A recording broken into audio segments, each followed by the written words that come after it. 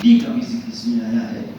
اب وہ پتہ نہیں ہمارے الفاظ ظفر صاحب نے مقالہ تو میں نے دیکھا نہیں, کیا انہوں نے اس میں شہاب الدین اعظمی صاحب کی جو کتاب ہے عبدالسلام ندوی کے حوالے سے, میرا خیال اس کا ذکر آپ نے نہیں کیا ہے. اس کا ذکر انتہائی ضروری ہے. ان سارے پہلوؤں پر بڑی تسلی بخش اور بڑی اطمینان بخش انہوں نے گفتگو کی ہے. اور اسی طریقے سے یہ بھی کہنا چاہوں گا, میرا خیال اس سے استفادہ یہ ہوگا کہ اس موضوع کو جتنے سلیقے سے ڈاکٹر عبداللہ فلاحی صاحب نے سمجھ کیا ہے کہ ندوے کا جو نصاب تھا, ندوے کی جو تعلیمی تحریک تھی, اس حوالے سے شبلی کی اہمیت کیا ہے اور شبلی نے کن کن فتنوں کا اور کن کن محاذ آرائیوں کا مقابلہ کیا ہے. چونکہ ایک محدود موضوع پر تقریباً 40-50 صفحے کی کتاب فلاحی صاحب نے بڑے سلیقے سے انہوں نے بیان کیا ہے. اور جب وہ کتاب ترتیب دینے جا رہے تھے تو مجھے 2 خط لکھا ہے, وہ میرے پاس سے موجود ہے. اور ایک چیز ہے کہ ندوے کا بھی ڈاکٹر صاحب نے ذکر کیا اور ذکر ہونا چاہیے تھا. انگریزی کا بھی انہوں نے ذکر کیا کہ انگریزی پڑھانے کے حوالے سے کچھ مسائل وہاں پر پیدا ہو رہے تھے. لیکن یہ بھی کہ شبلی یہ بھی چاہتے تھے کہ وہاں کوئی ایک پنڈت آئے اور وہاں طلبا کو سنسکرت پڑھائے, اس کا بھی ذکر ہونا چاہیے. تو چونکہ شبلی نے مصر کو دیکھا تھا, ترکی کو دیکھا تھا, ہندوستان کو دیکھا تھا, سر سید کو دیکھا تھا, محمدن اینگلو اورینٹل کالج کو دیکھا تھا, ان ساری چیزوں کو دیکھنے کے بعد ان کا جو تصور تھا نصاب کے سلسلے میں, اس میں بڑی وائڈنس تھی. اس حوالے سے نصاب کے حوالے سے ہے, میں یقین کے ساتھ کہنا چاہتا ہوں کہ پوری ندوہ برادری میں اگر کوئی پڑھا لکھا آدمی تھا, کوئی علمی گفتگو کرتا تھا, اگر وہ لکھنؤ یونیورسٹی نہ جاتے تو ان کے جو اکیڈمک نوادرات تھے وہ اور منظر عام پہ آتے. کیونکہ شمس پرویز خان سے ایک نہیں متعدد ملاقاتیں ہوئی ہیں, ان کے ساتھ گفتگو ہوئی ہے, اکیڈمک گفتگو ہوئی ہے, کھانے پر گفتگو ہوئی ہے. تو اور ان کی اس سے پہلے ساری چیزوں کو میں نے دیکھا تھا.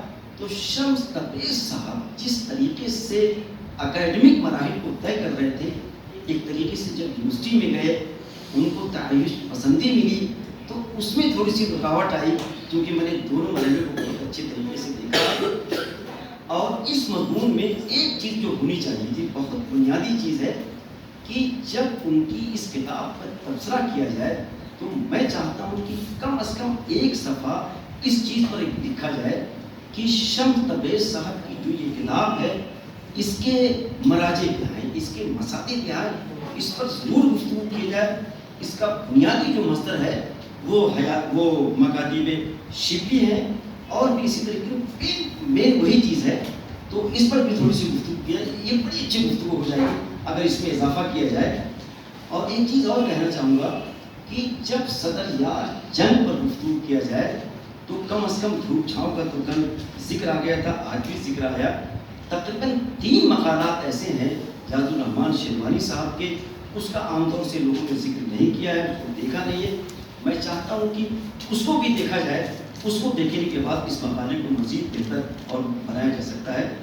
میں اس مضمون کی یوں بھی ستائش کروں گا کہ اکرام اللہ ندوی کا جو ذکر ہے, میں آپ سے سر کہوں کہ کانفرنس گزٹ کو کانفرنس گزٹ بنانے والے, اس کو ایک ادارے کی شکل دینے والے, اس میں اکرام اللہ ندوی صاحب کا جو کردار ہے میں سمجھتا ہوں کہ کسی کا نہیں ہے. میں اپنے دوست زندگی صاحب سے درخواست کروں گا کہ اس چیز کو اور بڑھایا جائے. اب پتہ نہیں آپ نے امان اللہ خان شیروانی کی جو کتاب ہے کہ گزٹ کی کانفرنس کی 100 سال, اس کو ضرور آپ دیکھیں, بہت 2-4 روپے کی ملتی جاتی ہے, وہ خرید دیجیے گا یہاں سے. اور اس میں بڑی تفصیل ہے کہ اکرام اللہ ندوی کا اکیڈمک اسٹیجز کیا تھا, ان کی مرتبہ کیا تھی, بڑے طریقے سے انہوں نے بیان کیا ہے. میں یہ چاہتا ہوں کہ جس طریقے سے شمس تبریز صاحب پر آپ نے لکھا ہے, اسی طریقے سے اکرام اللہ ندوی پر 1.5 پیج ضرور لکھا جائے, اور امین زبیری پر بھی لکھا جائے. یہ سارے لوگ تھے جو کانفرنس گزٹ کو بڑے طریقے سے چلا رہے تھے, اور اس کے چلنے کی واحد وجہ ہے کہ حبیب الرحمان خان شیروانی ان 2 ساتھی تھے, اور ان سارے لوگوں کو جمع کیا تھا. اور ڈاکٹر مدین صاحب کا مقالہ ہے, اس میں خاص طور سے میں مقالے کی تعریف کرتا ہوں.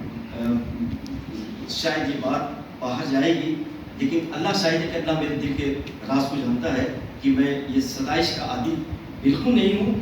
تو اس میں ایک چیز ہے جو آپ کا مقالہ ہے ریاض الرحمان شیروانی صاحب پر، اس میں ان کی جو روایات علی گڑھ کے حوالے سے جو شناسی تھی، وہ چونکہ روایت علی گڑھ کے شناس تھے، اس کا ذکر کم ہے، اس کا ذکر آنا چاہیے۔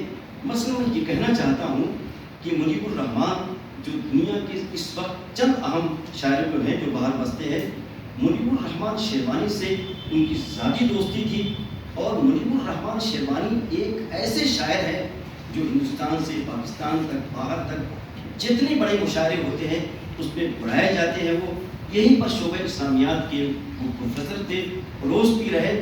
منیب الرحمان شیروانی نے اپنی وائف جو انگریز تھی، ان کے بارے میں جو ایک کتاب لکھی ہے، اس 70-80 صفحے کی کتاب ہے، اس کو پڑھنے کی ضرورت ہے۔